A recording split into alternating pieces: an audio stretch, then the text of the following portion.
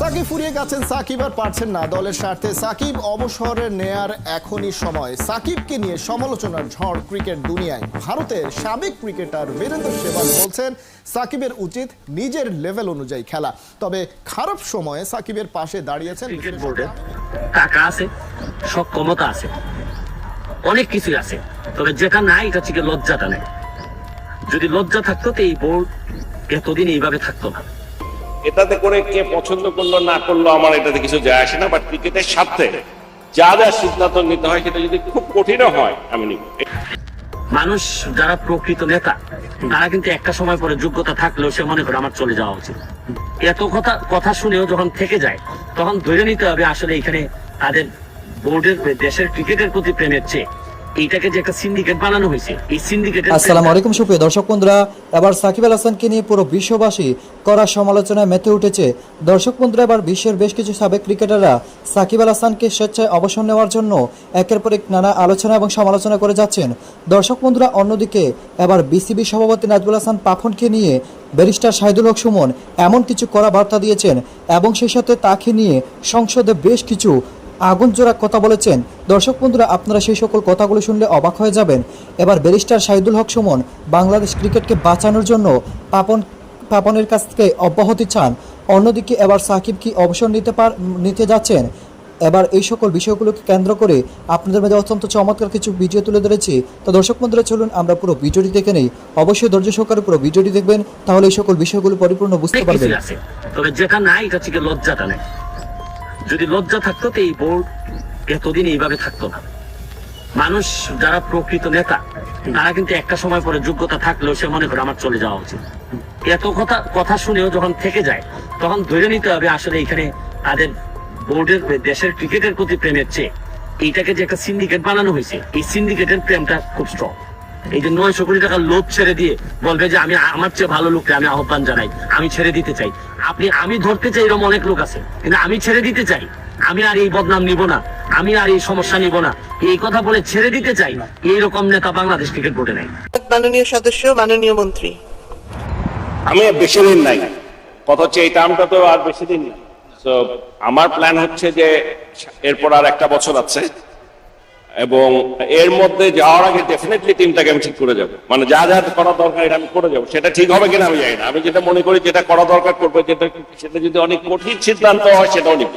So basically আমি আমার এই জিনিসটাই বলছি যে আমি আসলে একজন আগে একটা কথা বলবে ওটা শুনে একটা ডিসিশন নিবো, এটার মধ্যে আমি নাই।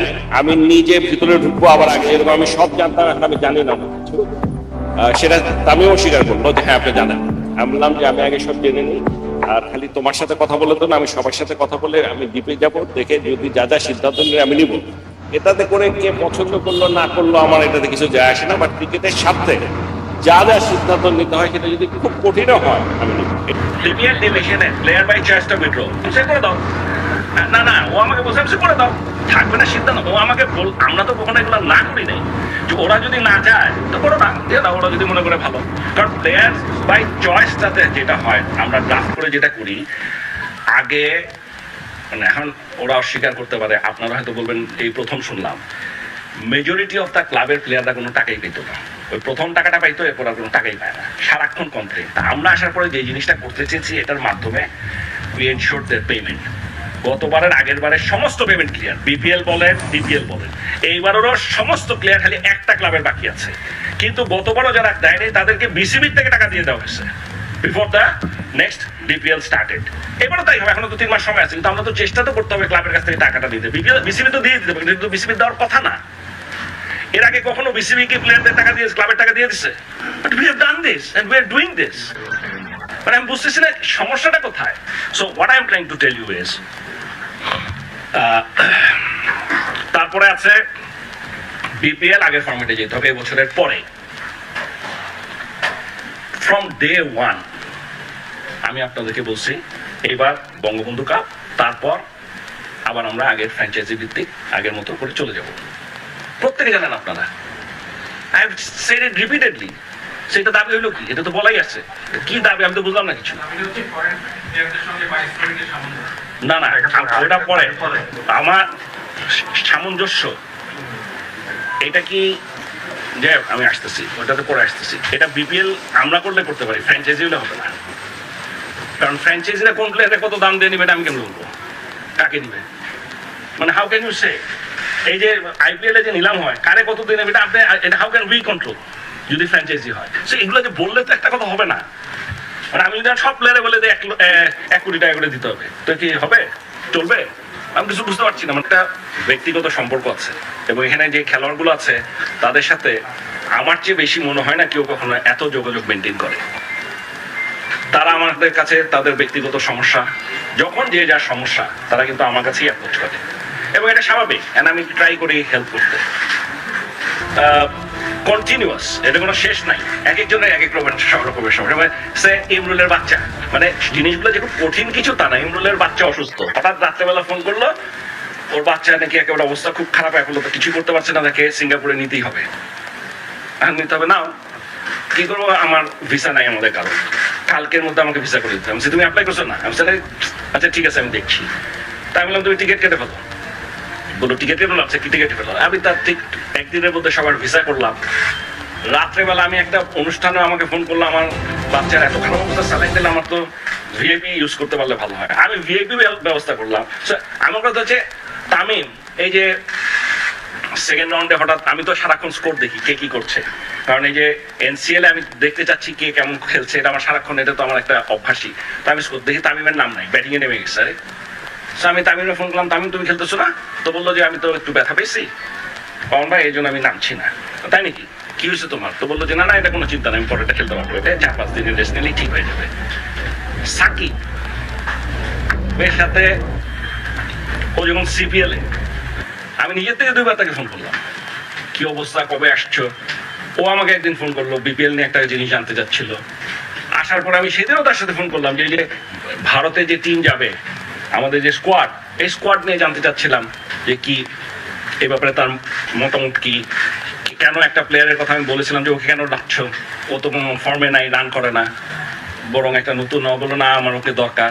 সো এদের সাথে কথাবার্তা কিন্তু কন্টিনিউয়াসলি আমার হচ্ছে। এই 1-2 না, সকলের সাথে আমার কন্টিনিউয়াস একটা যোগাযোগ আছে, and they always have access to me. আমি তো দূরে থাকি, মাননীয় প্রধানমন্ত্রীর কাছে ওদের অ্যাক্সেস আছে। এটা আপনারা হয়তো অনেকে জানেন, অনেকে জানেন না, but this is the reality. So ওদের যদি কিছু বলার থাকে, একটু সুইচ অফ করে দেন আপনারা। আমি মনে করি যে ওদের যদি কিছু বলার থাকে তাহলে তো বলার কথাই আমাকে। আপনি দেখেন শ্রীলঙ্কা একটা সিরিজ খেলে আসছে টিম, ওদের, আমরা যখন আসি তখন ওদের স্যালারি ছিল 1.5 লক্ষ টাকা, এটাকে আমরা বাড়িয়ে করলাম 2.5 লক্ষ টাকা। তো তখন শ্রীলঙ্কায় যে লাস্ট, বেশি আগের না, শ্রীলঙ্কা থেকে আসছি হঠাৎ করে। ম্যাচের 119 নম্বর বল, মাহমুদুল্লাহ রিয়াদের বিগ শট, 1 বল হাতে রেখেই জিতে গেল বাংলাদেশ। গল্পটা এমন হলেও পারত। হয়নি, বাদ সাধলো মার্করাম কিংবা ব্যাড লাক। তাই তো দলকে জেতাতে না পেরে রিয়াদের এমন হার্ট ব্রেকিং স্ট্যাটাস।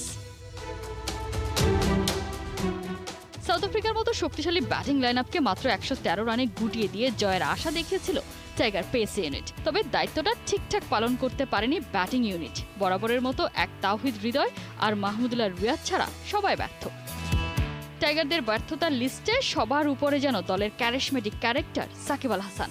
2021 টি-20 বিশ্বকাপ থেকে নিম্নমুখী ব্যাটার সাকিবের পারফরম্যান্সের গ্রাফ।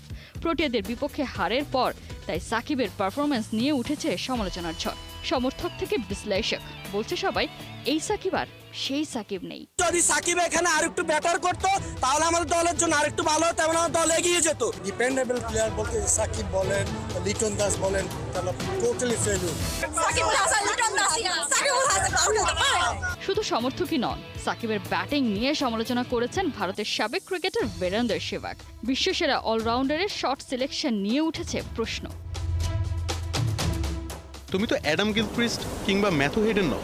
তো দর্শক বন্ধুরা, আপনারা এই পুরো ভিডিওটি দেখে এবং এই সকল আলোচনাগুলো শুনে আপনারা কি বুঝতে পেরেছেন অবশ্যই কমেন্ট করে জানিয়ে দিবেন। তো দর্শক বন্ধুরা, এবং সেই সাথে সাকিব আল হাসানকে নিয়ে বিশ্বের এই সকল সাবেক ক্রিকেটাররা এমন সমালোচনাটি আপনাদের কাছে কেমন লাগছে, এবং সেই সাথে বিসিবি সভাপতি নাজমুল হাসান পাপনকে বাংলাদেশ ক্রিকেট বোর্ড থেকে সরানোর জন্য ব্যারিস্টার শাহিদুল হক সুমন যথেষ্ট চেষ্টা করে যাচ্ছেন এবং সংসদে গিয়েও অত্যন্ত চমৎকার কিছু কথা বলেছেন।